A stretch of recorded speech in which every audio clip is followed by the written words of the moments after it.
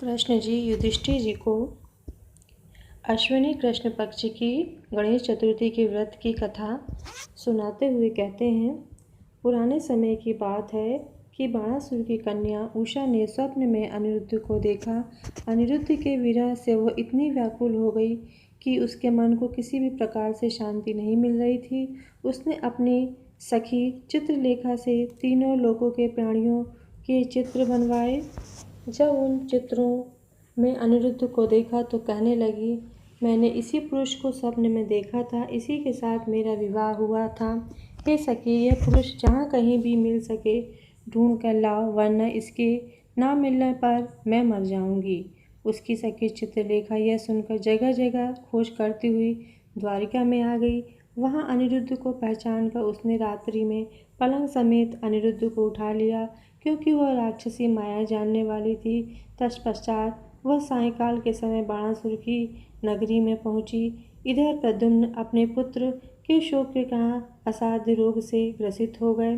कृष्ण जी ने अपने पुत्र प्रद्युम्न को पौत्र अनिरुद्ध की घटना से बेचैन हो उठे। रुक्मणी भी पुत्र के दुख से दुखी होकर रोने लगी। रुक्मणी कृष्ण जी से कहने लगी, हे स्वामी, हमारे पुत्र का किसने हरण कर लिया, अथवा वो स्वेच्छावश ही कहीं गया है। मैं दुखी होकर आपके समक्ष अपने प्राण गंवा दूंगी। रुक्मणी के ऐसा कहने पर कृष्ण जी ने यादवों की सभा में गए। वहाँ उन्होंने परम तेजस्वी ऋषि लोमश को देखा। उन्हें नमस्कार कर श्री गणेश जी ने उनसे सारी व्यथा को कहा।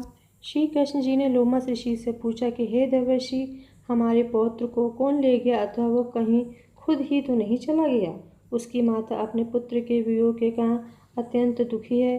कृष्ण जी ने से ऐसा सुनकर लोमश ऋषि ने कहा, वसुदेव, बाणासुर की कन्या उषा की सखी चित्रलेखा ने आपके पुत्र का हरण किया है और उसको बाणासुर के महल में छिपा रखा है, ऐसा नारद जी ने बताया है।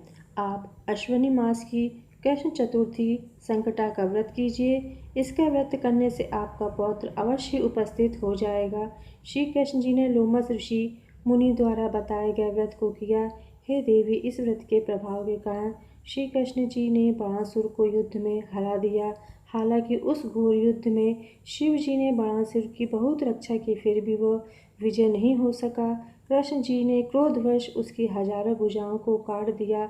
श्री गणपति जी को खुश करने हेतु और सारी बाधाओं को निवारण के हेतु इस व्रत के समान कोई और व्रत नहीं है। श्री कृष्ण जी ने कहा, राजन, समस्त कष्टों को नाश करने के लिए इस व्रत के अवश्य करना चाहिए। इस व्रत को करने से आपके शत्रुओं पर विजय होगी और आप राज्य के अधिकारी होंगे।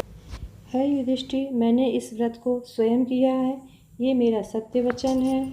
इस प्रकार कृष्ण जी ने युधिष्ठिर जी को अश्विनी कृष्ण पक्ष की कथा का वर्णन किया। दोस्तों, कृष्ण पक्ष की कथा समाप्त हुई।